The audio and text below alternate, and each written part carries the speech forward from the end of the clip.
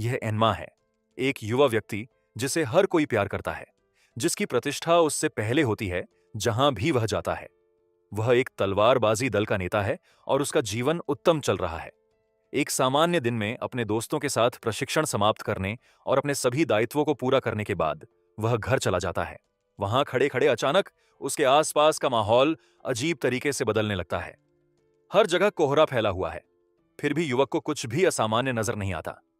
वह सामान्य रूप से सड़क पार करता है, लेकिन पलक झपकते ही एक विशाल घोड़ा अविश्वसनीय गति से दौड़ता हुआ उसके सामने आता है और जबरदस्त ताकत के साथ उससे टकरा जाता है। युवक उसी क्षण होश खो बैठता है। जब वह फिर से अपनी आंखें खोलता है तो वह खुद को एक अजीब ताबूत के अंदर पाता है। समझ नहीं पा रहा है कि क्या हुआ। वह इसे खोलने के लिए अपनी पूरी ताकत से संघर्ष करता है और एक शक्तिशाली झटके के साथ इसे तोड़कर बाहर निकलने में सफल हो जाता है। वह अपने सामने जो देखता है वह बेहद अजीब है। हर तरफ से शीशे उस जगह को घेरे हुए हैं और रहस्यमयी वस्त्र पहने हुए लोग आसपास खड़े हैं। जैसा कि आप उम्मीद कर सकते हैं, मेरे दोस्त युवक को एक पूरी तरह से अलग दुनिया में ले जाया गया है। सबसे पहले वह सोचता है कि वह सपना देख रहा है, जब तक कि एक अजीब आदमी उसके सामने नहीं आता। हमारा नायक उसे यह कहते हुए दूर रहने के लिए कहता है कि उसकी शक्ल संदिग्ध है। वह आदमी शांति से जवाब देता है कि उसे संदेह नहीं है और समझाता है कि जो कुछ हुआ उसे समझने के लिए एन्मा को पता होना चाहिए कि उसे सबसे प्रतिष्ठित जादुई अकादमी नाइट रेवन अकादमी में शामिल होने के लिए अंधेरे के दर्पण द्वारा चुना गया था। वह बताते हैं कि इस अकादमी के छात्रों को हैरी पॉटर की तरह ही 7 सदनों में बांटा गया है। प्रिय दर्शक, जो लोग यह नहीं समझते कि घरों का क्या मतलब है, उनके लिए बात बस इतनी है कि अकादमी के सभी छात्रों को 7 टीमों में विभाजित किया गया है और प्रत्येक टीम विशिष्ट गुणों से अलग है। इस अकादमी में सभी का मुख्य लक्ष्य जादू सीखना है। जब आदमी अपना स्पष्टीकरण समाप्त कर लेता है तो हमारा नायक कहता है, एक क्षण रुकें, मैं जादू का बिल्कुल भी उपयोग नहीं करता और मैंने इसे अपने जीवन में कभी नहीं सीखा है। उनके ये कहते ही वहां मौजूद सभी लोग हैरान रह जाते हैं। एक छात्र को कैसे चुना जा सकता है जब वह जादू का उपयोग ही नहीं कर सकता? क्या बकवास है। उसके बाद एन्मा ने घोषणा की कि वह घर लौट आएगा और गेट की ओर जाने लगेगा। वह आदमी बेहद आश्चर्यचकित है और सोचता है कि कोई इतिहास के सबसे महान जादुई स्कूल में शामिल होने से कैसे इनकार कर सकता है।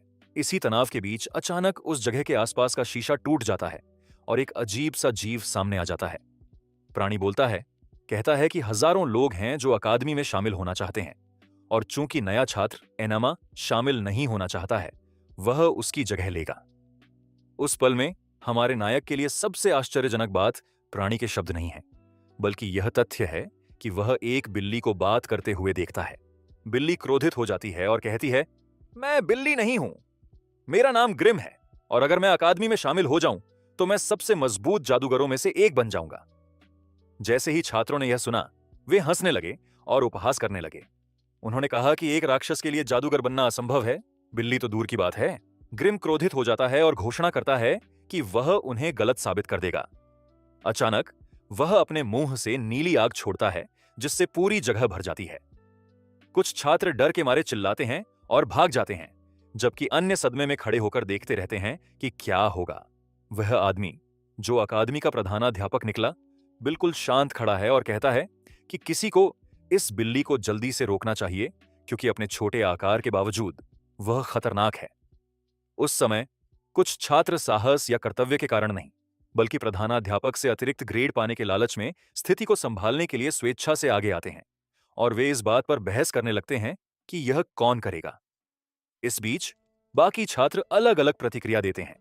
कुछ अहंकारी लोग बिल्कुल भी परवाह किए बिना बैठे रहते हैं, जबकि अन्य लोग जो कुछ हो रहा है उसे एक मनोरंजक अनुभव के रूप में देखते हैं। इस अराजकता के बीच एक लाल बालों वाला छात्र धीरे धीरे बिल्ली की ओर आगे बढ़ता है। गुस्से से भरकर वह गुस्से में कहता है, इस कमीने ने इस प्रतिष्ठित अकादमी को बर्बाद करने की हिम्मत कैसे की। उस समय एन्मा सब कुछ घटित होते हुए देख रही है। जब युवक ग्रिम के पास आता है तो एन्मा अचानक कूदती है और आग लगने से पहले उसे दूर धकेल देती है। लाल बालों वाला छात्र उस पर चिल्लाता है, क्या तुम मूर्ख हो या क्या? मुझसे दूर हो जाओ। फिर वह खड़ा होता है और सीधे ग्रिम की ओर चलता है। जल्दी से अपनी जादू की छड़ी निकालता है और जादू करता है जो ग्रिम की गर्दन के चारों ओर एक बंधन बनाता है, उसे अपने जादू का उपयोग करने और फिर से नीली आग छोड़ने से रोकता है। उस समय प्रधानाध्यापक लाल बालों वाले छात्र की सराहना करते हैं और हमें पता चलता है कि उसका नाम रिडल है, जो हर्ट्सलाउबिल हाउस का नेता है। उसके बाद हेडमास्टर ग्रिम को ले जाता है और उसे अकादमी से निकाल देता है, जबकि एन्मा पूरी तरह से सदमे में जमीन पर बैठ जाती है। एन्मा मन ही मन सोचता है कि उसे दूसरी दुनिया, जादू से भरी दुनिया में ले जाया गया है, लेकिन उसे अभी भी अपनी दुनिया में करने के लिए कई काम हैं, जैसे तलवारबाजी टूर्नामेंट में भाग लेना। अचानक रिडल ने उसके विचारों को बाधित किया और अपनी जान बचाने के लिए धन्यवाद देने के बजाय गुस्से में कहा, तुम्हारी मुझे छूने की हिम्मत कैसे हुई, बदमाश। उसी समय दो छात्र रिडल को थोड़ा शांत करने के लिए आगे आते हैं और उसे बताते हैं कि एन्मा अभी भी अकादमी में नहीं है और अभी तक कुछ भी नहीं जानती है। हमारा हीरो फिर बातचीत में शामिल होता है और कहता है कि वह अकादमी में शामिल नहीं होगा क्योंकि वह जादू का उपयोग करना नहीं जानता है। पहेली का उत्तर है कि अंधेरे के दर्पण के लिए किसी ऐसे व्यक्ति को बुलाना असंभव है जो जादू का उपयोग नहीं कर सकता। उस क्षण प्रिय दर्शक, अंधेरे का दर्पण स्वयं बोलता है और पुष्टि करता है कि एन्मा नाम का युवक किसी भी तरह की जादुई ऊर्जा का उत्सर्जन नहीं करता है। यह बेहद अजीब है क्योंकि हर साल बुलाए जाने वाले व्यक्ति को एक प्रसिद्ध जादू उपयोगकर्ता माना जाता है। तब प्रधानाध्यापक कहते हैं कि एन्मा को अकादमी में स्वीकार करना असंभव है और दर्पण को उसे उसकी मातृभूमि में वापस लौटाना होगा। प्रधानाध्यापक दर्पण के पास जाता है और एक जादू सक्रिय करते हुए कहता है, हे दर्पण, इस युवक को उसके स्थान पर लौटा दो जहां वह है। हालांकि दर्पण अचानक रुक जाता है और घोषणा करता है कि एन्मा कहीं की नहीं है। हमारा हीरो इससे हैरान है और बड़े असमंजस में सोच रहा है कि इसका मतलब क्या हो सकता है। बाद में उसे समझ आता है कि दर्पण केवल लोगों को इस दुनिया की सीमाओं के भीतर ही स्थानों तक पहुंचा सकता है और चूंकि वह दूसरी दुनिया से आया है, इसलिए यह उसे वापस लौटाने में असमर्थ है। प्रधानाध्यापक ने एम्मा से पूछा कि क्या वह पड़ोसी राज्यों में से एक से है और एम्मा ने उत्तर दिया कि वह जापान से है। प्रधानाध्यापक को उसकी बातों पर संदेह हुआ क्योंकि इस दुनिया में जापान नाम की कोई जगह नहीं है। संक्षेप में, न तो प्रधानाध्यापक और न ही छात्रों को एहसास हुआ कि एन्मा दूसरी दुनिया से है। वे बस यही मानते हैं कि वह पास के राज्य या देश से आया है। एन्मा आगे समझाने की जहमत नहीं उठाता और कहता है कि वह बाद में खुद ही लौटने का रास्ता ढूंढ लेगा। फिर वहां से चला जाता है। वह इधर उधर भटकना शुरू कर देता है, उस अजीब स्थिति से भ्रमित और चकित हो जाता है जिसमें उसने खुद को पाया है। उसका झटका तब और बढ़ जाता है जब वह लोगों को जादू की छड़ी का उपयोग करके हवा में उड़ते हुए देखता है और वह मन में सोचता है कि उसे सचमुच हैरी पॉटर जैसी दुनिया में ले जाया गया है। अचानक प्रधानाध्यापक उसके पास आते हैं और उससे अपने किसी मित्र से संपर्क करने का प्रयास करने के लिए कहते हैं। एम्मा जल्दी से अपना फोन निकालती है, लेकिन जैसी कि उम्मीद थी, कोई सिग्नल नहीं है। तब हेडमास्टर उससे कहता है कि दयालुता के कारण वह उसे खो जाने पर पास की जगह पर रात भर रुकने की अनुमति देगा। वह उसे अकादमी के बगल में एक परित्यक्त घर में ले जाता है। यह घर सीधे तौर पर किसी डरावनी फिल्म जैसा दिखता है, लेकिन कम से कम यह रहने लायक तो है। फिर तो और भी बड़ा झटका लगता है।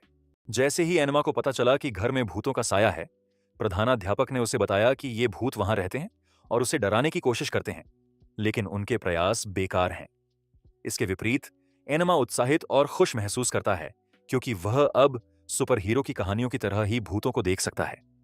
इसके बाद हेडमास्टर उससे कहते हैं कि वह उन्हें इस जगह पर रहने की इजाजत दे देंगे, लेकिन बदले में एन्मा को सफाई और आयोजन जैसे कुछ कार्य करने होंगे।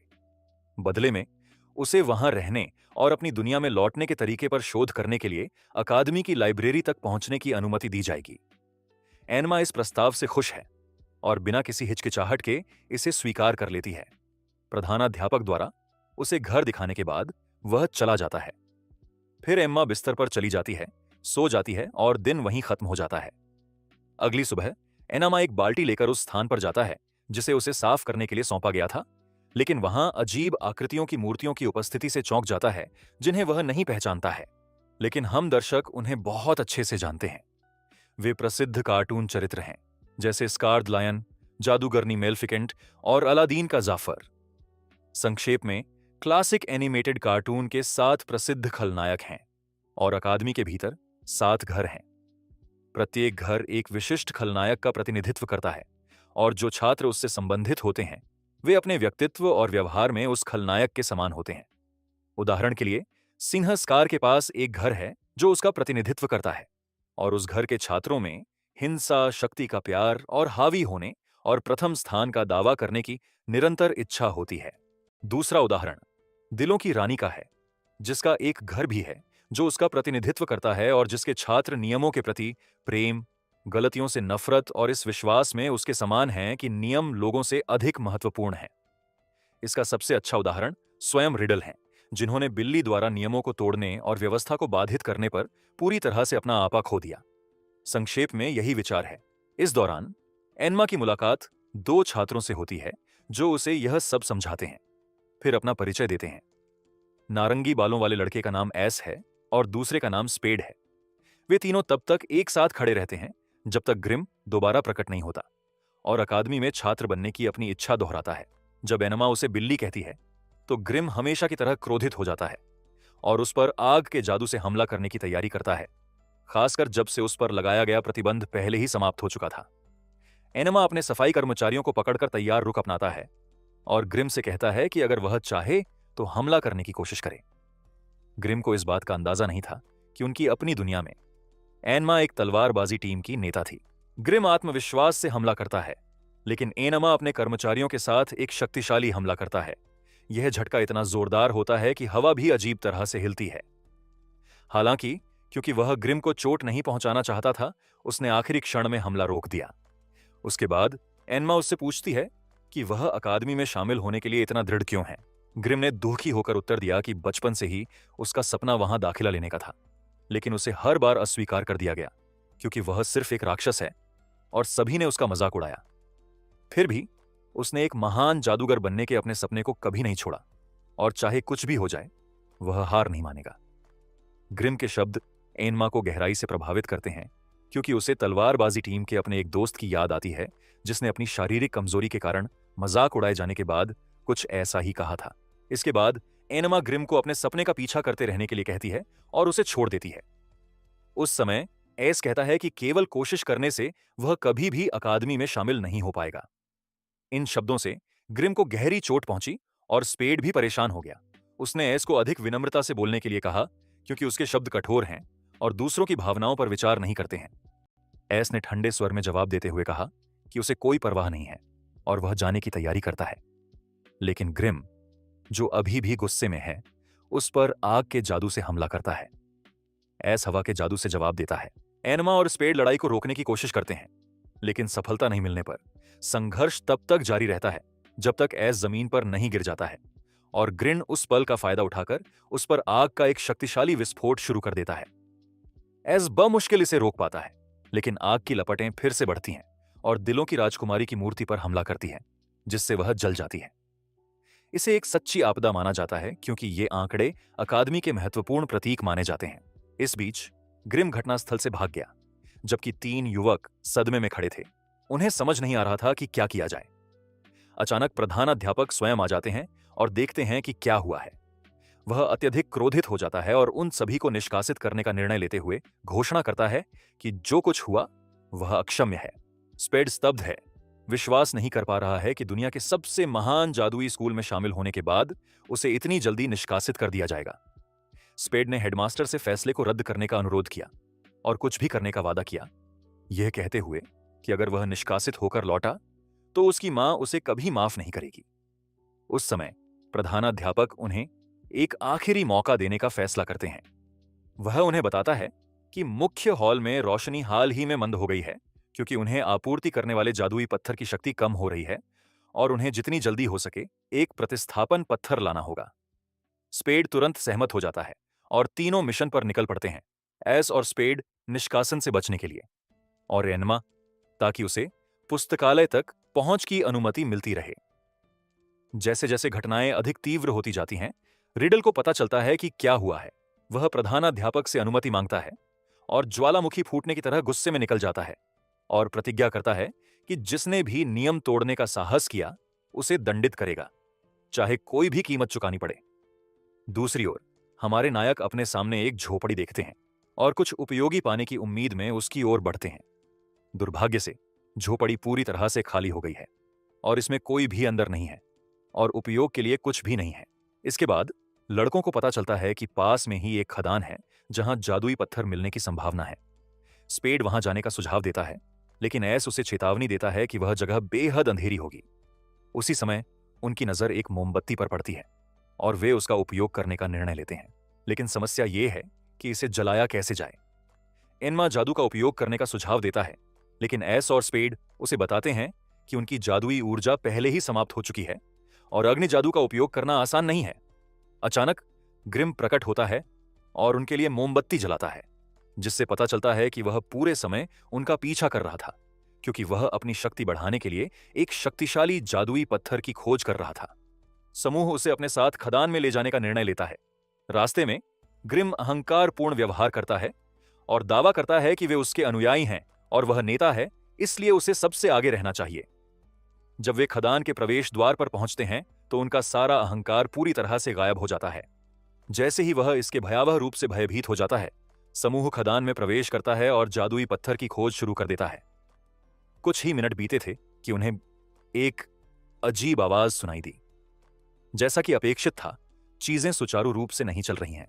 वे हवा में उड़ती हुई गंदगी देखते हैं और उन्हें एहसास होता है कि खदान के अंदर कोई बहुत बड़ी चीज घूम रही है। बिना किसी हिचकिचाहट के वे एक चट्टान के पीछे छिप जाते हैं और एनामा मोमबत्ती बुझा देती है। एक विशाल अजीब राक्षस प्रकट होता है जो बिना किसी कारण के चिल्ला रहा है। इसकी आवाज बेहद डरावनी है। जब तक राक्षस दूर नहीं चला जाता, तब तक चारों अत्यधिक भय में छिपे रहते हैं। उस समय ग्रिम लगभग छींकता है और आवाज करता है और हर कोई जल्दी से उसका मुंह पकड़ लेता है ताकि वह अपनी स्थिति को उजागर न कर सके। स्पेड का कहना है कि वह राक्षस से लड़ेगा क्योंकि संभवतः उसके पास जादुई पत्थर है। एस और एनमा ने कड़ी आपत्ति जताते हुए पूछा कि क्या उसका दिमाग खराब हो गया है, लेकिन उसने जवाब दिया कि चाहे कुछ भी हो जाए, वह खुद को अकादमी से निष्कासित नहीं होने देगा और वह कभी हार नहीं मानेगा। कुदाल राक्षस की ओर बढ़ती है, जो उसे देखते ही उस पर हमला कर देता है।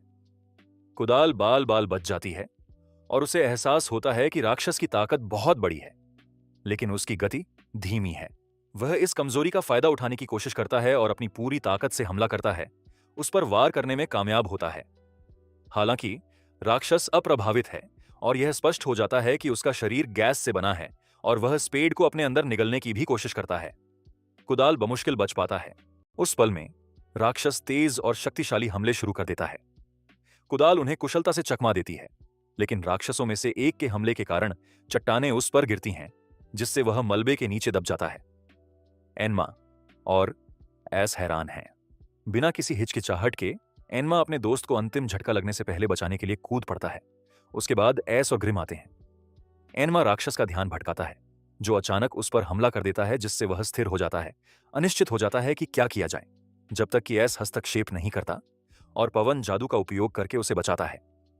जहां तक ग्रिम की बात है, वह सीधे अग्नि जादू से राक्षस पर हमला करता है, लेकिन राक्षस अप्रभावित रहता है। इसके बजाय उसकी शक्ति बढ़ जाती है और उसके हमले और भी अधिक हिंसक हो जाते हैं। एनमा इस पर ध्यान नहीं देती है और स्पेड को सुरक्षित पाकर उसकी जांच करने के लिए दौड़ती है। शुक्र है, अचानक उन्हें जादुई पत्थर दिख गया। कुदाल ने खुशी जताते हुए कहा कि अब निष्कासन नहीं होगा। उसी समय राक्षस भी पत्थर को देखता है और उन पर हमला करता है, उन्हें उस तक पहुंचने से रोकने की कोशिश करता है। एनमा स्पेड उठाती है और पूरी गति से दौड़ती है। एस और ग्रिम उसके पीछे चलते हैं, अपने और राक्षस के बीच दूरी बनाते हैं। स्पेड इससे लड़ने के लिए वापस जाने का सुझाव देता है, लेकिन एस दृढ़ता से इसका विरोध करता है। एनमा फिर आगे आती है और उन्हें बताती है कि उन्हें वापस जाने की जरूरत है, लेकिन इस बार एक ठोस योजना के साथ, एक टीम के रूप में, क्योंकि अगर वे एक साथ काम करेंगे तो राक्षस को हराना आसान होगा। एस और स्पेड ने पहले तो अपने तनाव के कारण इस विचार को अस्वीकार कर दिया, इसलिए एनमा ने उन्हें बताया कि अकादमी से निष्कासन उनका भाग्य होगा। उस समय दोनों बेहद चिंतित हो जाते हैं और अंततः सहयोग करने का निर्णय लेते हैं। योजना शुरू होती है। एनमा राक्षस को फुसलाकर गुफा से बाहर ले जाती है और जैसे ही वह बाहर निकलता है, एस हवा के जादू का उपयोग करके शक्तिशाली हमलों से उस पर हमला करता है। हालांकि राक्षस अप्रभावित है। एस कई बार हमला करता है, जवाबी हमलों से बाल बाल बचता है, जब तक कि वह एक शक्तिशाली बवंडर के साथ राक्षस को भ्रमित करने में कामयाब नहीं हो जाता। इसके बाद एनमा ग्रिम को इसमें शामिल होने का आदेश देती है। ग्रिम ने अपनी लपटों को बवंडर में लॉन्च किया, जिससे यह एक विशाल आग बवंडर में बदल गया। उसके बाद स्पेड इसमें शामिल हो जाता है और अपने जादू को सक्रिय करता है, विशाल धातुओं को बुलाता है जिसके साथ वह राक्षस पर हमला करता है। एक के बाद एक वार जारी रहते हैं और राक्षस ढहने लगता है। फिर वे एक निर्णायक तीन तरफा हमला करते हैं जो इसे पूरी तरह से नष्ट कर देता है। चारों अपनी सफलता का जश्न मनाते हैं और पुष्टि करते हैं कि इसका श्रेय एन्मा के मार्गदर्शन को जाता है, लेकिन वह विनम्रतापूर्वक जवाब देता है कि वे एक टीम हैं। जैसे ही वे जादुई पत्थर की खोज करने की तैयारी करते हैं, राक्षस अचानक बोलता है और घोषणा करता है कि वह किसी को भी अपना पत्थर नहीं ले जाने देगा, जिससे पता चलता है कि वह अभी भी जीवित है। राक्षस अचानक उठता है और ऐस को लगभग खत्म कर देता है, लेकिन सौभाग्य से रिडल आखिरी क्षण में पहुंचता है और तेज आग के हमले से इसे पूरी तरह से नष्ट कर देता है। ऐस खुश होता है और बचाए जाने पर आश्चर्य व्यक्त करता है, लेकिन रिडल गुस्से में जवाब देता है, सवाल करता है कि उसे नियम तोड़ने वालों को क्यों बचाना चाहिए। वह इस बात पर जोर देता है कि नियम तोड़ना अक्षम्य है और वह उन्हें कड़ी सजा देगा। यहां तक कि एक कमजोर राक्षस को हराने में इतना समय लगाने के लिए उनका मजाक भी उड़ाएगा। चूंकि रिडल हार्टलोब्यूल हाउस का लीडर है, जिससे एस और स्पेड संबंधित हैं, और चूंकि यह घर शासन प्रेमी दिलों की रानी का प्रतिनिधित्व करता है, इसलिए उसकी सख्ती अपेक्षित है। रिडल एस और स्पेड को ले जाने का आदेश देता है और चिल्लाते हुए उन्हें खींच लिया जाता है। चूंकि एन्मा असहाय खड़ा है, कुछ भी करने में असमर्थ है, एन्मा उसे अकादमी में वापस करने और अपने दोस्तों को निष्कासन से बचाने के लिए जादुई पत्थर निकालने के लिए आगे बढ़ता है। ग्रिम पत्थर उठाने की कोशिश करता है, लेकिन एन्मा उसे रोक देती है। ग्रिम बताते हैं कि उन्होंने अपनी जादुई ऊर्जा समाप्त कर ली है और केवल अपनी ताकत वापस पाने की उम्मीद कर रहे हैं, लेकिन एन्मा ने उन्हें पत्थर देने से इनकार कर दिया। उस पल में ग्रिम को एक मजबूत जादुई ऊर्जा की गंध आती है और वह बाहर भागता है। उसे पता चलता है कि यह राक्षस के अवशेषों से आ रही है। वह इसे निगल जाता है, भारी जादुई शक्ति प्राप्त करता है और अत्यधिक आनंद महसूस करता है। एनमा और ग्रिम अकादमी में लौटते हैं और एनमा जादुई पत्थर प्रधानाध्यापक को सौंप देती है, जो उनकी सफलता से हैरान हो जाता है। और जब वह जो कुछ हुआ उसका विवरण सुनता है तो और भी अधिक आश्चर्यचकित हो जाता है। प्रधानाध्यापक बताते हैं कि अधिकांश छात्र पूरी तरह से अपनी जादुई शक्ति पर भरोसा करते हैं और उन्हें सहयोग करना मुश्किल लगता है, लेकिन एन्मा एस और स्पेड को एक साथ लाने और एक टीम के रूप में काम करने में कामयाब रही, जो दुर्लभ है। प्रधानाध्यापक एन्मा की उत्कृष्टता को स्वीकार करते हैं और उसे ग्रिम के साथ भागीदार के रूप में अकादमी में नामांकित करने का निर्णय लेते हैं। एन्मा अपनी बुद्धि और बुद्धि से और ग्रिम अपनी जादुई ऊर्जा से प्रत्येक एक दूसरे के पूरक हैं। ग्रिम अत्यधिक खुशी से उछल पड़ता है, जबकि एनमा इसे नए लोगों से मिलने और नए माहौल का आनंद लेते हुए अपनी मातृभूमि में वापस जाने का रास्ता खोजने का एक अच्छा अवसर मानती है। हेडमास्टर ग्रिम को एक जादुई बैज लगाता है, आधिकारिक तौर पर नाइट रेवेन अकादमी में उसके नामांकन की पुष्टि करता है और एन्मा को एक जादुई कैमरा देता है जो उसे कई तरह से मदद करेगा। उस पल में ग्रिम उत्साह से उछल पड़ता है और खुशी हमारे नायक एनम्मा से भर जाती है। इन सभी घटनाओं के बाद एनम्मा घर पर सोने के लिए लौट आती है और ग्रिम भी उसके साथ जाता है और स्थायी रूप से वहीं बसने लगता है। इससे पहले कि एनम्मा अपनी आंखें बंद कर सके, दरवाजे पर दस्तक हुई। वह यह देखने के लिए उठता है कि यह कौन है। यह एस निकला, जो कहता है कि वह उस स्थान पर कभी नहीं लौटेगा जहां रिडल है। वह प्रवेश करता है और एन्मा के साथ बैठता है और उसे बताता है कि क्या हुआ था। वह बताते हैं कि रिडल की सजा के बाद चीजें सुचारू रूप से चल रही थीं, लेकिन इससे पहले वह भूखा उठा, रेफ्रिजरेटर खोला और उसे एक स्वादिष्ट दिखने वाला केक मिला। विरोध करने में असमर्थ उसने एक टुकड़ा लिया और खा लिया, यह सोचकर कि कोई नोटिस नहीं करेगा। हालांकि आश्चर्य की बात यह है कि रिडल भयानक अभिव्यक्ति के साथ उसके पीछे खड़ा था। एस सदमे में जमीन पर गिर पड़ा। रिडल ने तब कहा कि केक उसका था और उसने इसे विशेष रूप से खरीदा था क्योंकि वह इसकी लालसा कर रहा था, और एस ने जो किया वह अस्वीकार्य था। रिडल ने फिर एस पर जादू कर दिया। उसकी गर्दन के चारों ओर एक कॉलर लगा दिया जो उसे जादू का उपयोग करने से रोकता है। इसके बाद एस वहां से निकल गया और एन्मा आ गया। जब एन्मा ने कहानी सुनी तो उसने एस से कहा कि इस बार वह गलत है, क्योंकि बिना अनुमति के किसी और की चीज लेना चोरी है और उसे रिडल से माफी मांगनी होगी। एस पहले तो मना कर देता है, लेकिन एन्मा उस पर तेज चुभने वाली नजर डालती है और एस अंततः इस शर्त पर सहमत हो जाता है कि एन्मा अगले दिन उसके साथ जाएगी। एन्मा को कोई आपत्ति नहीं है। फिर तीनों अपने सोने की जगह पर चले जाते हैं। चूंकि एस उस रात घर में रह रहा है, इसलिए उसे लिविंग रूम के अलावा सोने के लिए कोई जगह नहीं मिलती। इसलिए वह वहीं सोता है, जबकि एनमा और ग्रिम ऊपर के कमरे में सोते हैं। और क्या आपको लगता है, प्रिय दर्शक, कि एस को कोई आराम मिलेगा? बिल्कुल नहीं। भूत रात भर बिना किसी दया के उसे पीड़ा देते हैं। अगली सुबह एस खटखट की आवाज से जाग जाता है। जब वह दरवाजा खोलता है तो उसे स्पेड मिलता है, जो कहता है कि उसे उम्मीद थी कि वह यहां मिलेगा। उन्होंने आगे कहा कि कल जो हुआ उसकी खबर फैल गई है, और 3 अन्य छात्रों के साथ भी ऐसा ही हुआ, क्योंकि वे कक्षा में देर से आए थे। एस उस पल चिंतित हो जाता है और माफी मांगने से डरता है, लेकिन एनमा पहले ही जाग चुकी है और उसके पीछे खड़ी है। उसे आश्वस्त करती है कि डरने की कोई जरूरत नहीं है और उसे माफी मांगनी चाहिए। फिर वह एस का हाथ पकड़ता है और उसे सीधे अकादमी की ओर ले जाता है। जहां तक ग्रिम की बात है, हमेशा की तरह वह उस स्थान में प्रवेश करता है और इससे पूरी तरह आश्चर्यचकित हो जाता है। उन्होंने देखा कि अकादमी में कई जादुई द्वार हैं। स्पेड ने एनमा को समझाया कि प्रत्येक द्वार एक विशिष्ट घर की ओर जाता है। उदाहरण के लिए, लाल गेट हर्ट्सला बीले घर की ओर जाता है। यह कहने के बाद हर कोई लाल गेट में प्रवेश करता है, जिसमें एनमा भी आश्चर्यचकित होकर उनके साथ शामिल हो जाती है। उन्हें तुरंत दूसरी जगह ले जाया जाता है। एनमा को अपने सामने एक शानदार सुंदर महल और गुलाबों से भरा एक बगीचा दिखाई देता है। इनमें सफेद गुलाब के फूल हैं, जिन्हें एक युवक लाल रंग से रंग रहा है। जब वह हमारे नायकों को देखता है तो वह उनमें से प्रत्येक को पहचानता है, विशेषकर एस को। जब से उसके बारे में खबर फैली है, उस युवक का नाम कैटर है। वह स्पेड और एस के पास जाता है और उनके साथ एक फोटो लेता है, जिससे पता चलता है कि वह बहुत मिलनसार और सामाजिक है। वह तीसरे वर्ष का छात्र है, जबकि एस और स्पेड अभी भी प्रथम वर्ष के हैं। परिचय के बाद कैटर ने उनसे गुलाबों को रंगने में मदद करने के लिए कहा, क्योंकि एक पार्टी आयोजित होने वाली है और परंपरा के अनुसार गुलाब लाल होने चाहिए। वे बुरा नहीं मानते। एस और एनमा लाल रंग की बाल्टियां लेते हैं और गुलाबों को रंगना शुरू करते हैं, जबकि स्पेड और ग्रिम अपने जादू का उपयोग करने का प्रयास करते हैं। हालांकि स्पेड अपना जादू ठीक से बनाने में विफल रहता है और ग्रिम उम्मीद के मुताबिक पेड़ों को जला देता है। कैटर तुरंत अपने जादू का उपयोग करके आग बुझाता है और पूरे पेड़ को लाल कर देता है। फिर वह कहता है कि रिडल के आने से पहले उन्हें काम खत्म करना होगा, ताकि सब कुछ व्यवस्थित दिखे। वह कहते हैं कि घर के सभी सदस्यों को नियम पसंद हैं, लेकिन रिडल उनमें सबसे सख्त हैं, कभी कभी तो बहुत ज्यादा। कैटर के लहजे से साफ है कि वह कुछ छिपा रहे हैं। उस क्षण एस को याद आता है कि उसे रिडल से माफी मांगनी होगी। कैटर ने उसे बताया कि एक नियम है कि माफी के लिए विशेष रूप से मुआवजे की आवश्यकता होती है, विशेष रूप से उत्सव के करीब आने पर केक लाना होता है, लेकिन एस के पास कुछ भी नहीं है।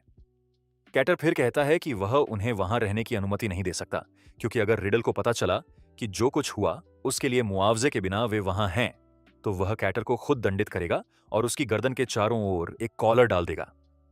एस कैटर को मनाने की कोशिश करता है, लेकिन बिना चर्चा के कैटर कई दोहराव का जादू चला देता है। उसकी कई प्रतियाएं सामने आती हैं और उन्हें बाहर जाने के लिए मजबूर करती हैं, और उनसे कहती हैं कि वह उन्हें केवल तभी अंदर आने देंगे जब वे केक लाएंगे। एनमा इस अजीब जादू से आश्चर्यचकित है, क्योंकि उसने अपने जीवन में ऐसा कुछ कभी नहीं देखा है। उसके बाद कक्षाओं का समय और स्कूल के दिन की शुरुआत होती है। चूंकि एनमा अब एक आधिकारिक सदस्य बन गई है, स्पेड ने उससे उसकी कक्षा के बारे में पूछा और उन्हें पता चला कि वे चारों एक ही कक्षा में हैं। कैसा संयोग है! वे अपने स्कूल के दिन की शुरुआत करने के लिए एक साथ जाते हैं। पहली कक्षा जादू टोना करने वाली है, जिसकी देखरेख प्रोफेसर डिविस करते हैं, जो कुछ हद तक सनकी दिखाई देते हैं। पहली कक्षा समाप्त होने के बाद दूसरी कक्षा प्रोफेसर ट्रेन के अधीन शुरू होती है, जो अपनी बिल्ली के साथ आती है। वह सख्त हैं और उन्हें बताते हैं कि उनके ग्रेड केवल परीक्षा पर निर्भर नहीं करते हैं, बल्कि कक्षा में उनके व्यवहार पर भी प्रभाव पड़ेगा।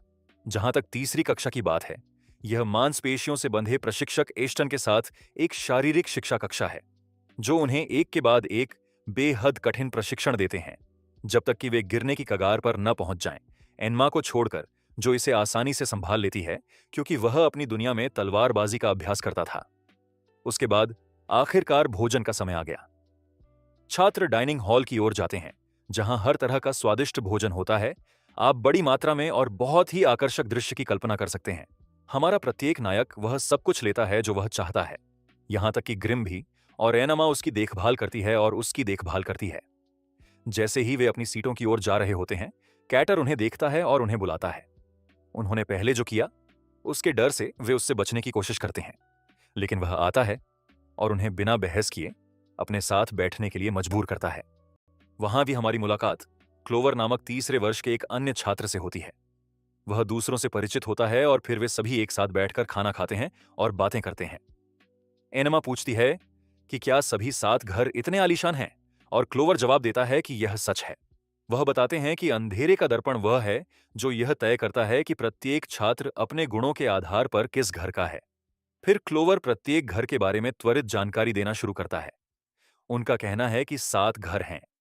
पहला है हार्ट्सलेब्यूल और इसके सदस्य नियमों के प्रति बेहद समर्पित हैं। दूसरा है सवानाक्ला और इसके सदस्य खेल और मार्शल आर्ट में उत्कृष्ट हैं। तीसरा ऑक्टाविनेल है और इसके निवासी असाधारण बुद्धिमत्ता और शानदार चालाकी से प्रतिष्ठित हैं। चौथा स्केरबिया है और इसके सदस्य भविष्यवाणी करने में कुशल हैं कि क्या होगा। पांचवां पॉमेफियर है और इसके सदस्य मंत्र और शाप देने में उत्कृष्ट हैं। छठा है इग्निहाइड और इसके छात्र जादुई ऊर्जा और प्रौद्योगिकी की इंजीनियरिंग में उत्कृष्ट हैं, लेकिन वे अलग थलग और मिलनसार नहीं हैं। और सातवां और अंतिम है डायसोमनिया और इसके सदस्य लगभग हर चीज में श्रेष्ठ हैं। क्लोवर ने बोलना समाप्त करने के बाद हॉल में डायसोमनिया छात्रों के एक समूह की ओर इशारा किया। एस ने देखा कि एक बच्चा उनके साथ बैठा है और क्लोवर समझाने वाला है, लेकिन वो स्टूडेंट जिसका नाम लुकास है अचानक एक पल में उनके पास आ जाता है, जैसे कि उसने टेलीपोर्ट किया हो। वह उन्हें बताता है कि वह तीसरे वर्ष का है, यानी उनसे बड़ा है, और वे घूरने के बजाय उससे पूछ सकते थे। वह यह भी पुष्टि करता है कि डायसोमनिया के सदस्य हमेशा सहयोगी होते हैं, लेकिन स्पेड ने नोटिस किया कि लुका के दोस्त गुस्से में दिखते हैं और बिल्कुल भी सहयोगी नहीं लगते हैं। लुका एस को कुछ कैंडी देता है, फिर अचानक अपने दोस्तों के बीच अपनी सीट पर लौट आता है। एनमा और अन्य लोग आश्चर्यचकित हैं, क्योंकि वे बहुत धीमी आवाज में बोल रहे थे और क्योंकि लुका टेलीपोर्ट कर सकता है। इस बीच कैटर का कहना है कि डायसोमनिया में बहुत खास लोग हैं, जैसे कि घर का नेता, जिसके बारे में अफवाह है कि वह दुनिया के 5 सबसे मजबूत जादूगरों में से एक है और जिसका हस्ताक्षर मंत्र बेहद शक्तिशाली है। एनमा आश्चर्यचकित है, इसलिए क्लोवर बताते हैं कि प्रत्येक व्यक्ति के पास एक अद्वितीय हस्ताक्षर मंत्र होता है। कैटर का जादू एकाधिक दोहराव वाला है और रिडल का जादू वह कॉलर है जो किसी को सीमित समय के लिए जादू का उपयोग करने से रोकता है। एस अचानक बीच में आता है और कहता है कि उसे अब उस बेवकूफ रिडल से माफी मांगनी होगी और उसे एक केक भी लाना होगा, क्योंकि वह एक पागल व्यक्ति है जो अजीब तरीके से नियमों से प्यार करता है। जैसे ही वह ऐसा कहता है, उसे महसूस होता है कि उसके पीछे कोई है। वह मुड़ता है और पाता है कि रिडल स्वयं वहां खड़ा है, और ठीक उसी तरह एस खुद को एक असहज स्थिति में पाता है। उसी क्षण रिडल कहता है कि प्रधानाध्यापक ने उन्हें उनके कृत्य के लिए माफ कर दिया है और उन्होंने टिप्पणी की कि प्रधानाध्यापक बहुत उदार हैं और यदि वह उनकी जगह होते तो ऐसा नहीं करते। एस धीमी आवाज में नियमों का मजाक उड़ाना शुरू कर देता है, लेकिन रिडल उसकी बात सुनता है, उसे पकड़ लेता है और कहता है कि उसने उसे माफ करने का इरादा किया था, लेकिन चूंकि उसे कोई पछतावा नहीं है, इसलिए वह पूरा साल अपने गले में इस ताले के साथ बिताएगा। फिर वह उन्हें कुछ बेहद अजीब नियमों का पालन करने का आदेश देता है, जैसे कि ठीक 15 मिनट पर मेज छोड़ देना और खाना खत्म करने के बाद नींबू की चाय पीना। वे इसके साथ जाते हैं और उससे कहते हैं ठीक है। इसके बाद रिडल बहुत बुरे मूड में वहां से चला जाता है, क्योंकि छात्र उसके आदेशों का ठीक से पालन नहीं कर रहे हैं। बात महत्वपूर्ण नियमों की भी नहीं है। वह इस बात से नाराज हैं कि एक छात्र ने नींबू वाली चाय की जगह दूध वाली चाय पी ली। रिडल बेहद सनकी था। उसके बाद एनमा ने देखा कि हर कोई शिकायत कर रहा है कि रिडल नियमों को लेकर कितना सख्त है। क्लोवर इसे उचित ठहराने की कोशिश करते हुए कहते हैं कि हाउस लीडर के रूप में यह उनके कर्तव्य का हिस्सा है। जहां तक एस की बात है, उसे जितनी जल्दी हो सके केक खरीदने की चिंता है, लेकिन उसे याद है कि केक महंगे हैं और उसके पास पर्याप्त पैसे नहीं हैं। एस कैटर से उस व्यक्ति के बारे में पूछता है जिसने केक बनाया था, जो उस दिन रेफ्रिजरेटर में था जब उसने केक खाया था, और कैटर उसे बताता है कि जिसने इसे बनाया था वह क्लोवर था। हर कोई आश्चर्यचकित था, क्योंकि केक अविश्वसनीय रूप से अच्छा था। एस क्लोवर के पास जाता है और उसकी चापलूसी करना शुरू कर देता है, उसके कंधों की मालिश करता है और उसे दूसरा केक बनाने के लिए कहता है, क्योंकि वह केक खरीदने में सक्षम नहीं है। क्लोवर सहमत हैं, लेकिन 2 शर्तों पर। सबसे पहले उन्हें वह पौधा लाना होगा जिससे केक बनेगा, और दूसरा, उन्हें पौधे को छीलने और केक तैयार करने में उसकी मदद करनी चाहिए। हर कोई सहमत है और क्लोवर ने उनसे कहा, ठीक है, अभी जाओ और 300 पौधे लाओ ताकि हम शुरू कर सकें। वे संख्या से हैरान हैं, लेकिन उनके पास कोई विकल्प नहीं है। वे बगीचे में जाते हैं और उस पेड़ के पौधों को खोजने के लिए अलग हो जाते हैं। एनमा ग्रिम को अपने साथ ले जाती है और हर जगह खोजती है। रास्ते में एनमा का कदम गलती से एक पूंछ पर पड़ जाता है।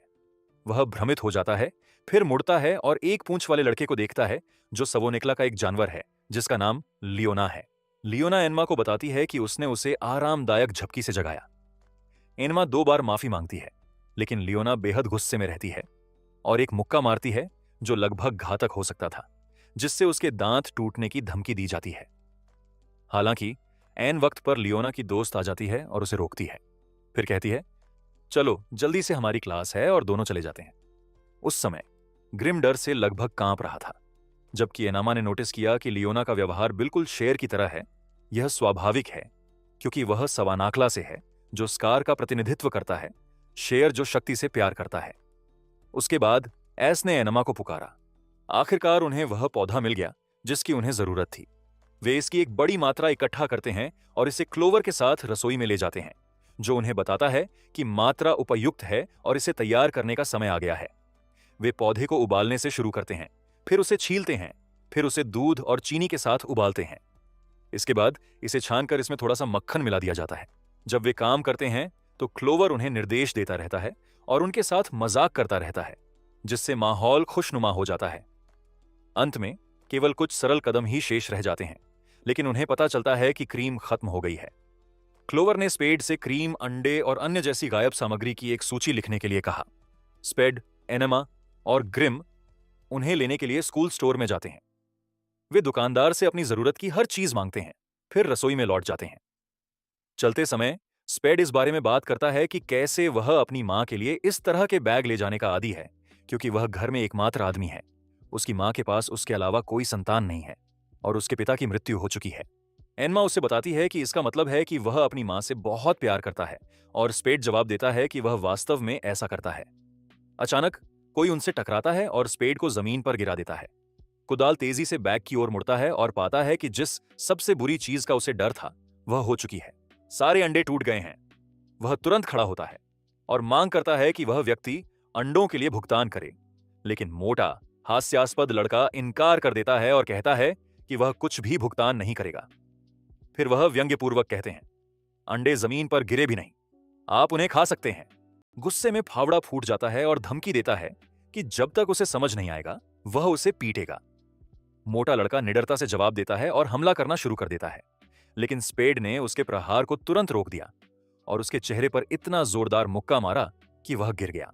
कुदाल उसे मारने ही वाली है, लेकिन वहां सदमे में खड़ी एनमा उसे रोकती है और कहती है कि वह उसे अब और न मारे, अन्यथा उसे अकादमी से निष्कासित किया जा सकता है। कुदाल खुद को नियंत्रित करता है, जबकि वह लड़का डर के मारे कांपते हुए भाग जाता है। एनमा स्पेड से बात करती है और स्पेड स्वीकार करता है कि उसने अपना आपा पूरी तरह से खो दिया है, और जब उसे गुस्सा आता है तो वह खुद से नफरत करता है, क्योंकि वह पहले जैसी स्थिति में वापस नहीं लौटना चाहता है। एनमा को समझ नहीं आता है, इसीलिए स्पेड अपनी कहानी बताना शुरू करता है। उनका कहना है कि मिडिल स्कूल में वह उन उपद्रवियों में से एक थे जो कक्षाओं में तोड़फोड़ करते थे और पाठ छोड़ देते थे। वह अपने बाल रंगता था, खाली समय में बुरे लोगों के साथ घूमता था और यहां तक कि उन लोगों का भी अपमान करता था जिनके पास कोई जादू नहीं था। एक दिन वह देर से घर आया और उसने अपनी मां को उसकी दादी से बात करते हुए रोते हुए कहा, मुझे नहीं पता कि इस लड़के का पालन पोषण करने में मुझसे कहां गलती हो गई। वह भ्रष्ट और असफल है। क्या समस्या यह है कि उसके पिता मर चुके हैं। उसकी आंखें भर आईं। जब स्पेड ने वह दृश्य देखा तो उसका दिल टूट गया और उसने फिर कभी उन कार्यों को नहीं करने और उसकी वजह से अपनी मां को कभी न रोने की कसम खाई। उसी दिन से उसने एक अच्छा लड़का बनने का निश्चय कर लिया। इसीलिए उन्होंने सम्मानपूर्वक व्यवहार करना शुरू किया और अकादमी में शामिल हो गए। और यही कारण है कि जब हेडमास्टर ने उसे बाहर निकालने की धमकी दी तो वह घबरा गया। कहानी सुनने के बाद एनमा के मन में स्पेड के प्रति सम्मान बढ़ गया।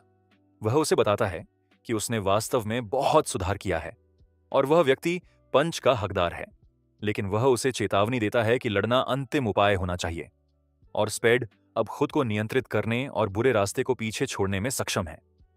वह उससे कहता है कि चलते रहो, हार मत मानो, और एक गलती का मतलब दुनिया का अंत नहीं है। स्पेड एनमा की बातों से खुश है और उसे धन्यवाद देता है। फिर वे क्लोवर के साथ रसोई में लौट आते हैं। कुछ ही मिनटों में वे केक तैयार कर लेते हैं और वहां एक से बढ़कर एक केक बन जाते हैं। तिपतिया घास उनके लिए एक काटता है और उनमें से प्रत्येक चखते ही एक टुकड़ा ले लेता है।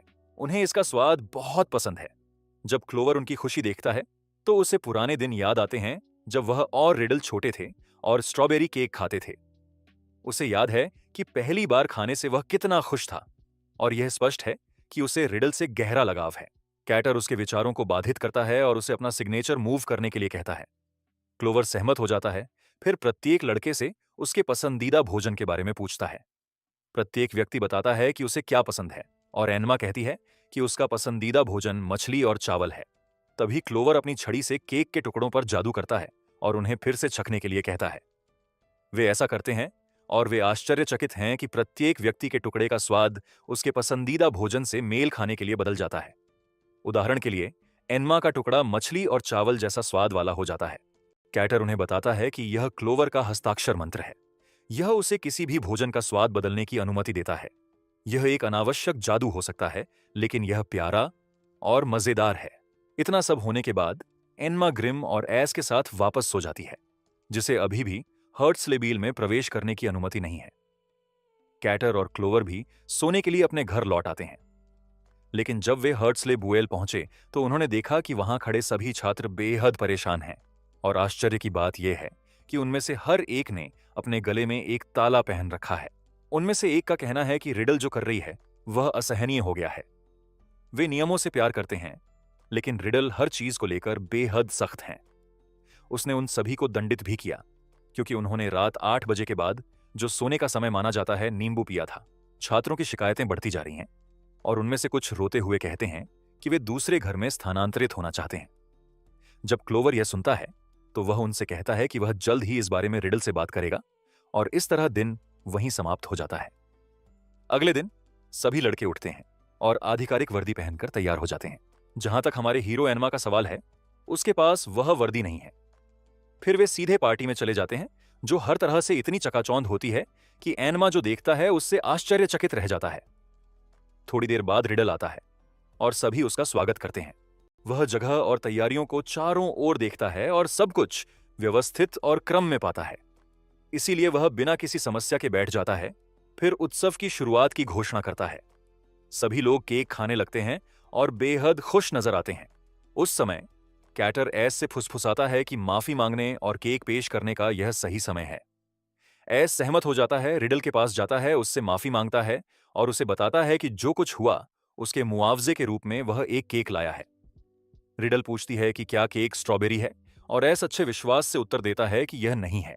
उस पल में रिडल गुस्से में फूट पड़ती है और कहती है कि नियम न। फांसो सेक्सटू स्ट्रॉबेरी केक के अलावा पार्टी में कोई भी केक लाने से मना करता है।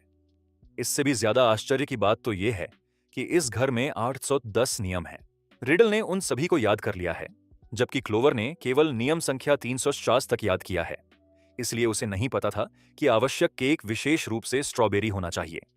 क्लोवर एस की ओर से रिडल से माफी मांगने की कोशिश करता है, लेकिन रिडल ने यह कहते हुए मना कर दिया कि समस्या उस व्यक्ति के साथ नहीं है जिसने केक बनाया है, बल्कि उस व्यक्ति के साथ है जो इसे यहां एस लाया है। एनमा फिर बातचीत में शामिल होती है और रिडल से कहती है, क्या यह नियम सबसे पहले महत्वपूर्ण है? ईमानदारी से कहूं तो मुझे ऐसा नहीं लगता। यहां किसी को भी अलग स्वाद वाला केक खाने से कोई दिक्कत नहीं है। यदि किसी नियम से किसी को लाभ नहीं होता है तो वह कोई महत्वपूर्ण नियम नहीं है। रिडल आपत्ति करने की कोशिश करता है, लेकिन एस एनमा का समर्थन करता है और उन नियमों को मूर्खतापूर्ण और बेकार बताता है। इस बात पर जोर देते हुए कि हर कोई उनसे नाराज है, रिडल उपस्थित लोगों की ओर देखती है और वे तनावग्रस्त हो जाते हैं और स्वीकार करने की हिम्मत नहीं करते कि वे परेशान हैं। एकमात्र व्यक्ति जो खुले तौर पर एस से सहमत है वह स्पेड है। रिडल ने तब घोषणा की कि जब से वह घर का वार्डन बना है, घर बेहतर स्थिति में है और छात्र नियमों का पालन करते थे। लेकिन अब उल्लंघन बढ़ गया है। जो भी नियम तोड़ेगा उसके गले में ताला डाल दिया जाएगा, क्योंकि उसकी नजर में उसके आदेश हमेशा सही होते हैं और जीवन में नियम ही सबसे महत्वपूर्ण चीज है। हमारे नायक उसके अधीन होने से इनकार कर देते हैं, इसलिए रिडल बहुत क्रोधित हो जाता है। और अपने जादू से उन पर हमला करता है, उनकी गर्दनों में ताले लगा देता है। फिर कैटर और क्लोवर को उन्हें बाहर फेंकने का आदेश देता है। कैटर और क्लोवर माफी मांगते हैं और कहते हैं कि वे हाउस वार्डन के रूप में रिडल के आदेशों की अवज्ञा नहीं कर सकते हैं, और वे लड़कों से कहते हैं कि माफी मांगना ही एकमात्र समाधान है। लेकिन एस का कहना है कि उसके लिए उस स्वार्थी व्यक्ति से माफी मांगना असंभव है। फिर वे चारों बगीचे में जाकर बैठ जाते हैं और उस विपत्ति का समाधान सोचने लगते हैं जिसमें वे फंस गए हैं।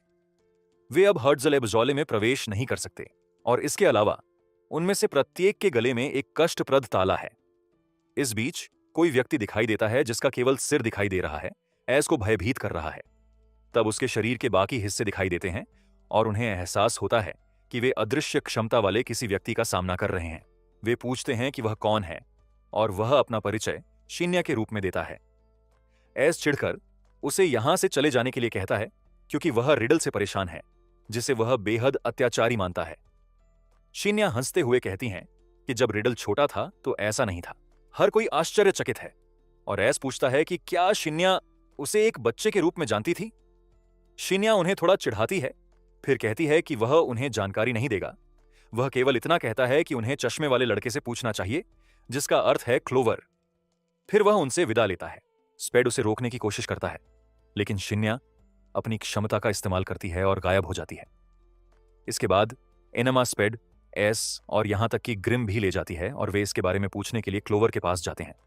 वे लाइब्रेरी में क्लोवर को ढूंढते हैं और वह उन्हें बताता है कि शिन्या और रिडल उसके बचपन के दोस्त थे। वह बताते हैं कि रिडल को अपने परिवार से कठोरता का सामना करना पड़ा।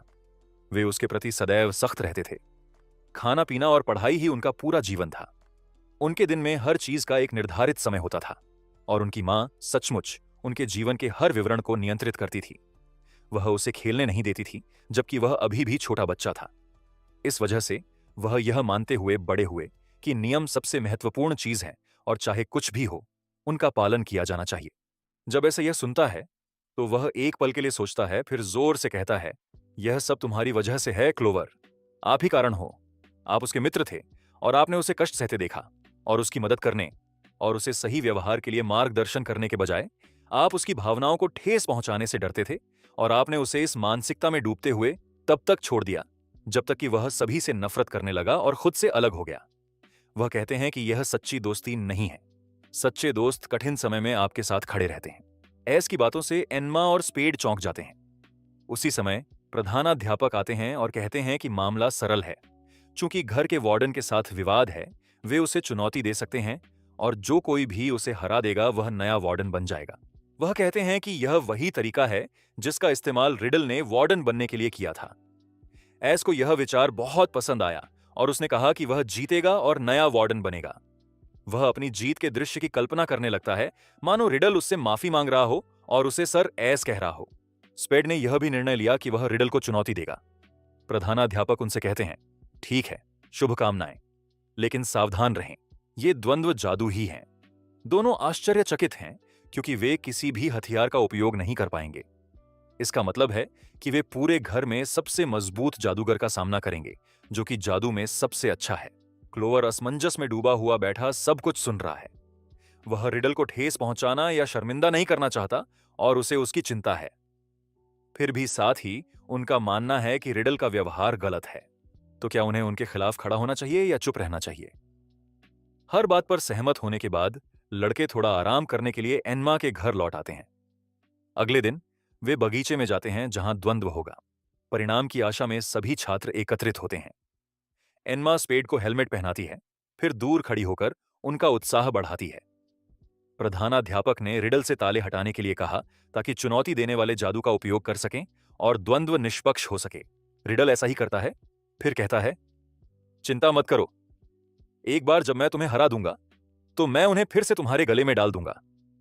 एस ने उसे उकसाते हुए कहा, हमें दिखाओ कि तुम्हारे पास क्या है। प्रधानाध्यापक ने घोषणा की कि दर्पण टूटते ही द्वंद्व शुरू हो जाएगा। वह दर्पण को जमीन पर फेंकता है, और जिस क्षण वह टकराकर टूट जाता है, रिडल एक बेहद तेज आश्चर्यजनक हमला करता है। वह तुरंत ताले वापस उनकी गर्दनों पर डाल देता है। चूंकि यह एक जादुई हमला है, इसीलिए इसकी अनुमति है। एनमा और ग्रिम सदमे में हैं, और यहां तक कि स्पेड और एस भी इस पर विश्वास नहीं कर सकते हैं। उसने हमें इतनी जल्दी कैसे हरा दिया? रिडल, हमेशा की तरह अहंकारी, इत्मीनान से बैठती है और कहती है कि इसमें 5 सेकंड भी नहीं लगे। प्रधानाध्यापक ने रिडल को असली विजेता घोषित किया। रिडल फिर इस बात पर जोर देने लगता है कि अंत में वह सही था और उसने स्पेड एंड एस का मजाक उड़ाना शुरू कर दिया, यह कहते हुए कि वे बुरे माहौल में बड़े हुए होंगे और उनके परिवार जादू का उपयोग करने में कमजोर थे। उस समय स्पेड क्रोधित हो जाता है क्योंकि रिडल ने उनके परिवारों का उल्लेख किया था। इससे पहले कि वह आगे बढ़ पाता, एस अचानक पूरी गति से रिडल की ओर दौड़ता है और उसके चेहरे पर जोर से थप्पड़ मारता है। वह उसे बताता है कि बच्चों के कमजोर या मजबूत होने का पालन पोषण या माता पिता से कोई लेना देना नहीं है। वह कहते हैं कि जब से रिडल अकादमी में आया है तब से वह घमंडी हो गया है और एक भी दोस्त नहीं बना पाया है, और वह उसे चेतावनी देता है कि वह उनके परिवारों के बारे में गलत तरीके से बात न करे। रिडल तब और भी हैरान हो जाता है जब एस आगे कहता है कि वे जानते हैं कि रिडल का पालन पोषण एक सख्त और कठोर माहौल में हुआ था, लेकिन यह उसके व्यवहार को उचित नहीं ठहराता है और उसे यह महसूस करने की जरूरत है कि वह जो कर रहा है वह गलत है। एस यह कहते हुए समाप्त होता है, अहंकारी मत बनो, तुम सिर्फ एक बच्चे हो जो जादू में अच्छा है।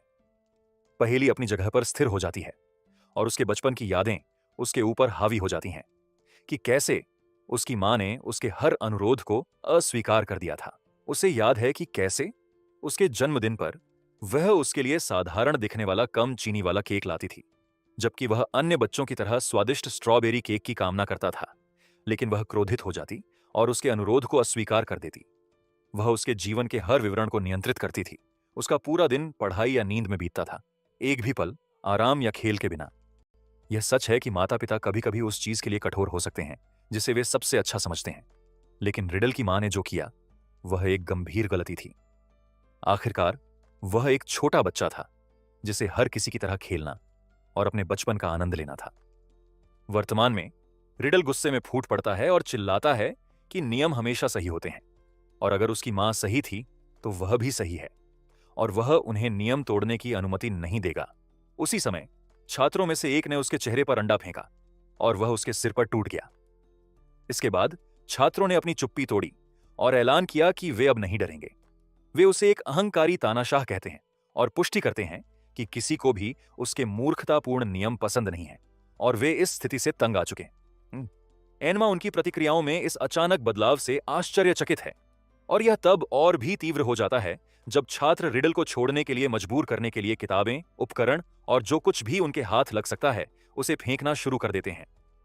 जब रिडल देखता है कि हर कोई उसके खिलाफ हो रहा है तो वह अपना दिमाग खो देता है और चिल्लाता है, यह जानने की मांग करता है कि अंडा किसने फेंका और डरावनी आंखों से उन्हें घूर रहा है। जब कोई जवाब नहीं देता तो वह घोषणा करता है कि सभी को दंडित किया जाएगा और वह अपने जादू का उपयोग करता है जिससे उनके सभी घोंसलों के चारों ओर ताले दिखाई देते हैं। रिडल अपने जादू का प्रयोग करते हुए जोर जोर से हंसता है। कुछ छात्र दौड़ने की कोशिश करते हैं लेकिन यह बेकार है। ग्रिम एनमा से कहता है कि उन्हें भागना होगा, लेकिन एनमा ने यह कहते हुए मना कर दिया कि उसे लगता है कि कुछ बुरा होने वाला है और सचमुच उसकी प्रवृत्ति सही है। रिडल एस के पास जाता है और उसे आदेश देता है कि उसने जो कहा है उसे वापस ले लें, लेकिन एस इनकार कर देता है। तभी रिडल के चेहरे पर एक काला तरल पदार्थ दिखाई देता है और हर कोई हैरान रह जाता है। यहां तक कि हेडमास्टर को भी विश्वास नहीं हो रहा है कि वह जो देख रहा है वह आश्चर्य से बड़बड़ा रहा है। क्या यह वही हो सकता है? पहेली पूरी तरह से नियंत्रण खो देती है। उसमें से एक अजीब सी शक्ति फूटती है जो उसके चारों ओर एक हिंसक राक्षसी आभा को इतनी तीव्र कर देती है कि आसपास के पेड़ अपनी जड़ों से उखड़ जाते हैं। वह उस शक्ति का उपयोग एस पर हमला करने के लिए करता है जो जमे हुए खड़ा है, प्रतिक्रिया करने में असमर्थ है क्योंकि एक पेड़ उसकी ओर बढ़ता है। अंतिम क्षण में क्लोवर अपने जादू का उपयोग करके हस्तक्षेप करता है जिससे पेड़ बिखरे हुए पत्तों में बदल जाता है। एक ही सेकंड में हमारे नायकों के गले से ताले गायब हो जाते हैं। यह पता चला है कि क्लोवर के पास एक पौराणिक क्षमता है जो उसे किसी के भी जादू को थोड़े समय के लिए रोकने की अनुमति देती है। यह क्षमता उसके हस्ताक्षर मंत्र से प्राप्त होती है। क्लोवर रिडल के चेहरे को देखता है और जब वे पहली बार मिले थे तो बचपन की यादें ताजा हो गईं। उसे याद है कि कैसे वह और शिन्या एक दिन टहल रहे थे, तभी उन्होंने एक बच्चे को खिड़की से बाहर देखते हुए देखा और उन्होंने जिज्ञासावश उसे देखा। जब रिडल ने उन्हें सुना तो उसने खिड़की खोल दी। उन्होंने अपना परिचय दिया और उसे अपने साथ खेलने के लिए आमंत्रित किया। पहले तो वह झिनका, फिर मान गया। तीनों ने पूरा दिन खेलने और आनंद लेने, दौड़ने, गेंद खेलने, पेड़ों पर चढ़ने में बिताया। जब वे एक पेड़ के ऊपर बैठे तो रिडल ने उनसे कहा कि काश वह स्ट्रॉबेरी केक का स्वाद चख पाता। क्लोवर ने उसे बताया कि उसके माता पिता के पास बेकरी है और उसने केक खाने का सुझाव दिया। रिडल खुश हो गई और उनके साथ चली गई। वहां क्लोवर के माता पिता ने उसे अब तक का सबसे सुंदर स्ट्रॉबेरी केक परोसा। रिडल ने इसका स्वाद चखा। उसकी इंद्रियां अभिभूत हो गईं और उसके चेहरे पर एक गंभीर आनंदमय मुस्कान उभर आई। एक मुस्कान जो आज तक क्लोवर की स्मृति में अंकित है। वर्तमान में रिडल को विश्वास नहीं हो रहा है कि क्लोवर एस के पक्ष में खड़ा है और वह उस पर विश्वासघात का आरोप लगाता है। यह ध्यान दिया जाना चाहिए कि उस समय रिडल पूरी तरह से सचेत नहीं है, क्योंकि अंधेरे भावनाओं ने उस पर नियंत्रण कर लिया है और उसे आश्वस्त किया है कि उसके आसपास हर कोई दुश्मन है। इसलिए वह क्लोवर पर भी हमला करने का फैसला करता है, लेकिन हेडमास्टर चिल्लाता है, उसे चेतावनी देता है कि वह दोबारा जादू का इस्तेमाल न करे, क्योंकि इससे उस पर नियंत्रण बढ़ जाएगा। फिर भी रिडल ने चेतावनी को नजरअंदाज कर दिया और अपने जादू को फिर से सक्रिय कर दिया, जिससे एक विशाल अजीब जादुई ऊर्जा का विस्फोट हुआ। फिर अचानक और अप्रत्याशित रूप से रिडल की शक्ल पूरी तरह से बदल जाती है, क्योंकि वह काला कीचड़ उसे पूरी तरह से ढक देता है। हर कोई स्तब्ध है, समझ नहीं पा रहा कि क्या हुआ। रिडल ने घोषणा की कि हर कोई उसका दुश्मन बन गया है, लेकिन साथ ही इस बात पर भी जोर देता है कि वह अब कानून का प्रतिनिधित्व करता है और वह किसी को भी इसे तोड़ने की अनुमति नहीं देगा। वह बुरी तरह हंसता है, फिर जमीन के नीचे से एक विशाल राक्षस को बुलाता है। तभी प्रधानाध्यापक लड़कों को समझाते हैं कि इस काले कीचड़ जैसे पदार्थ को धब्बा कहते हैं। संक्षेप में, प्रत्येक जादूगर की छड़ी में एक रत्न होता है और उसके अंदर धब्बा लगा होता है।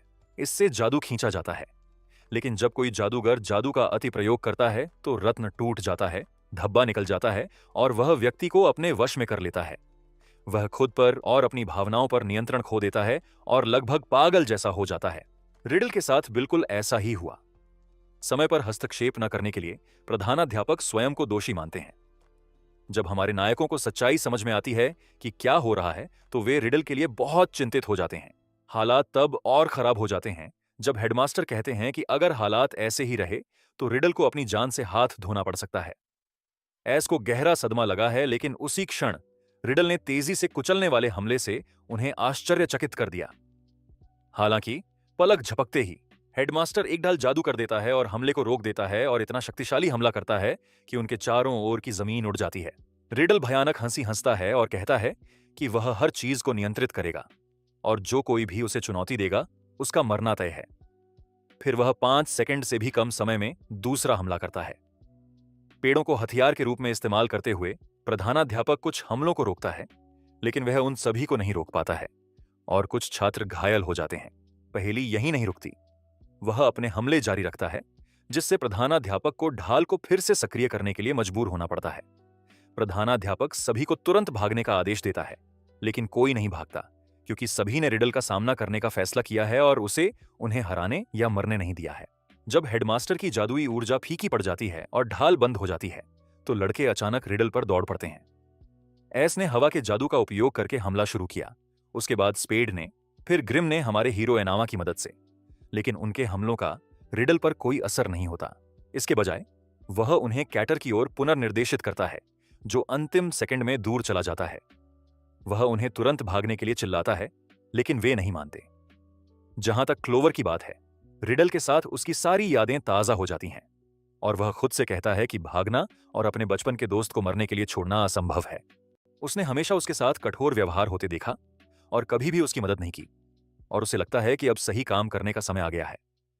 इस बीच रिडल काले जादुई तीर चलाता है। एस उन्हें रोकता है, लेकिन वे खुद को नया आकार देते हैं और ताकत से जमीन पर पटक देते हैं। जमीन को छूते ही वे पिघल जाते हैं और काला पदार्थ चारों ओर फैल जाता है। रिडल फिर तीरों की दूसरी बौछार करता है और हर कोई बमुश्किल उनसे बच पाता है, जबकि एनमा अपनी लकड़ी की तलवार से उन्हें तोड़ देती है। ग्रिम तीरों से घिर जाता है और एनमा उसे बचा लेती है, लेकिन ब्लॉट उसके शरीर पर कब्जा करना शुरू कर देता है, जब तक कि क्लोवर अपने पौराणिक जादू के साथ हस्तक्षेप नहीं करता और उसे रोक नहीं देता। रिडल क्रोधित हो जाता है और एक और तीर चलाता है जो लगभग स्पेड को मारता है, लेकिन कैटर अचानक आगे आता है और उसकी जगह वार कर देता है। तीर उसके शरीर को छेद देता है और वह मर जाता है। हालांकि यह झटका जल्द ही आश्चर्य में बदल जाता है जब यह स्पष्ट हो जाता है कि जो गिरा वह केवल एक प्रति थी जिसे कैटर ने अपने हस्ताक्षर मंत्र का उपयोग किया था। वह और क्लोवर रिडल की ओर बढ़े जो उन पर तीरों से हमला करता है। क्लोवर अपने जादू से उन्हें बोले रोकता है और कैटर अपने डुप्लीकेट का उपयोग करके उन्हें नष्ट कर देता है। लड़ाई कुछ समय तक इसी तरह जारी रहती है जब तक कि हर कोई एस, स्पेड, ग्रिम और एनमा में शामिल नहीं हो जाता। वे प्रभावशाली समन्वित तरीके से लड़ते हुए तीरों को चकनाचूर करने के लिए मिलकर काम करते हैं। इसके बीच में एनमा ने नोटिस किया कि रिडल की एकाग्रता थोड़ी कमजोर होने लगी है। एनमा तुरंत हेलमेट पहनती है और अपनी पूरी ताकत से उस पर हमला करती है। रिडल नए तीर चलाता है, लेकिन एनमा ने अपनी दुनिया में सीखे गए तलवारबाजी कौशल का उपयोग करके आश्चर्यजनक निपुणता के साथ उन्हें चकमा दे दिया, जिससे हर कोई आश्चर्यचकित रह गया। जब रिडल तीरों की सघन बौछार छोड़ता है जिससे बचना असंभव हो जाता है, तो एनमा निर्णायक रूप से कार्य करता है और बेजोड़ सटीकता के साथ उन सभी को नष्ट कर देता है। रिडल स्तब्ध रह जाता है जब वह देखता है कि एनमा और भी करीब आ रही है, कुछ भी करने में असमर्थ है, जबकि स्पेड, एज और ग्रिम अपने हमलों से उसका समर्थन करते हैं। जब केवल कुछ सेंटीमीटर रह जाते हैं, तो एनमा हवा में छलांग लगाती है और एक निर्णायक प्रहार करती है जिससे राक्षस का सिर चकनाचूर हो जाता है और रिडल जमीन पर गिर जाता है। रिडल जो कुछ भी हुआ उसके बारे में सोचने लगता है। मन ही मन सोचने लगता है कि क्या वह सही था या नहीं। बचपन से ही उन्हें नियमों का आंख मूंद कर पालन करने के लिए पाला गया था, और जब भी वह खुद को और दूसरों को उनका पालन करने के लिए मजबूर करते थे तो उन्हें दर्द महसूस होता था। अब उसका कोई मित्र नहीं है और हर कोई उससे घृणा करता है। वह स्वयं को ऐसे देखता है मानो अपने बचपन को दूर से देख रहा हो। फिर वह जमीन पर गिर जाता है। अचानक एक चमकता हुआ दरवाजा उसके सामने आता है और वह किसी को उसे बुलाते हुए सुनता है। वह अपनी पूरी ताकत से उस तक पहुंचने की कोशिश करता है। उसकी आंखों से आंसू बहते रहते हैं जब तक कि उसका हाथ दरवाजे की ओर नहीं बढ़ जाता, लेकिन आखिरी क्षण में दूसरा हाथ उसे पकड़ लेता है। रिडल अपनी आंखें खोलता है और पाता है कि उसका हाथ पकड़ने वाला उसका बचपन का दोस्त क्लोवर है। वह उठने की कोशिश करता है, लेकिन क्लोवर उसे आराम करने के लिए कहता है। सभी को राहत है कि खतरा टल गया है। फिर रिडल टूटी हुई आवाज में बोलता है और कहता है कि वह एस द्वारा लाए गए केक का स्वाद चखना चाहता था और अब उसे नियमों की परवाह नहीं है। वह कहता है कि उसे वास्तव में रात में नींबू पीना पसंद है और वह चाहता है कि वह दूसरों के साथ बैठे, उनके साथ बात करे और उनके साथ खाना खाए। वह दुखी होकर कहते हैं कि वह क्लोवर और शिन्या के साथ खेलने में भी अधिक समय बिताना चाहते थे। एक मार्मिक दृश्य में रिडल एक बच्चे की तरह रोते हुए फूट फूट कर रोने लगती है। क्लोवर ने उससे कहा कि उसने जो कुछ भी किया वह गलत था और अब उसे माफी मांगनी चाहिए। रिडल खड़े होकर रोते हुए सभी से माफी मांगती है और सभी मुस्कुरा देते हैं, लेकिन एस ने उन्हें यह कहकर आश्चर्यचकित कर दिया कि वह उसे अपमान के लिए माफ नहीं करेगा। फिर माफी के लिए शर्त रखता है कि पार्टी फिर से आयोजित की जाए और रिडल खुद अपने हाथों से केक बनाए। रिडल तुरंत सहमत हो जाता है। हेडमास्टर ने घोषणा की कि समस्या अंततः हल हो गई है। फिर रिडल को उपचार के लिए अस्पताल ले जाता है, जिसमें क्लोवर भी उसके साथ होता है। हमारे 4 हीरो बचे हैं। इतना जादू करने के बाद ग्रिम को भूख लगती है। उसे किसी अच्छी चीज की गंध आती है और वह पाता है कि यह रिडल के राक्षस के अवशेषों से आ रही है, जो एक कांच जैसे जादुई रत्न में बदल गया है, और वह उसे तुरंत निगल जाता है। एनमा हमेशा की तरह उसे चेतावनी देती है, लेकिन ग्रिम उसे आश्वस्त करता है। कुदाल और इक्का उसे चिढ़ाते हैं और वे सभी हंसते हैं। कैटर उनकी ओर देखता है और धीरे से कहता है, धन्यवाद दोस्तों। जब वे उसकी ओर मुड़ते हैं तो वह दिखावा करता है कि उसने कुछ नहीं कहा। उसके बाद सभी लोग हुए नुकसान की मरम्मत करते हैं और जगह को दोबारा व्यवस्थित करते हैं। तो फिर से पार्टी आयोजित करने का समय आ गया है। सब कुछ तैयार है और रिडल का एक बार फिर स्वागत है, लेकिन इस बार वह कम सख्त हैं और धीरे धीरे अपने व्यक्तित्व को बदलने की कोशिश करते हैं। वह एक सफेद गुलाब का पेड़ देखता है जिसे नियमों के अनुसार लाल होना चाहिए था, और वह शांति से चलता है और उसे जादू से रंग देता है। छात्र आश्चर्यचकित हो जाते हैं और खुशी से उसका नाम पुकारते हैं। उसके बाद वह अपने द्वारा बनाया गया स्ट्रॉबेरी केक वाला एक डिब्बा निकालता है और एक ही समय में सभी को इसका स्वाद चखाता है। इसका स्वाद बेहद खराब है क्योंकि यह उनका पहला प्रयास है, लेकिन हर कोई हंसता है और रिडल और क्लोवर भी खुशी से हंसते हैं। एम्मा खुशी से यह दृश्य देखती है। वह जादुई कैमरा निकालता है जो प्रधानाध्यापक ने उसे दिया था और छात्रों के जश्न मनाते समय उनकी तस्वीरें लेना शुरू कर देता है। उनकी राय में सबसे अच्छी तस्वीर केक के सामने खड़े ग्रिम की थी।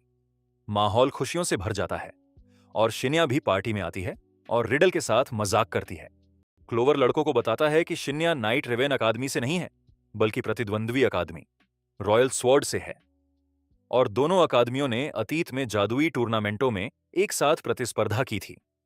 उन्होंने घोषणा की कि जल्द ही सातों सदनों के बीच तलवार प्रतियोगिता आयोजित की जाएगी। दूसरी ओर लियोना भी यह पुष्टि करते हुए दिखाई देती है कि प्रतियोगिताएं निकट आ रही हैं और वह उनके लिए बेहद उत्साहित है। संक्षेप में, यह केवल शुरुआत है और जो आने वाला है वह और भी बड़ा है।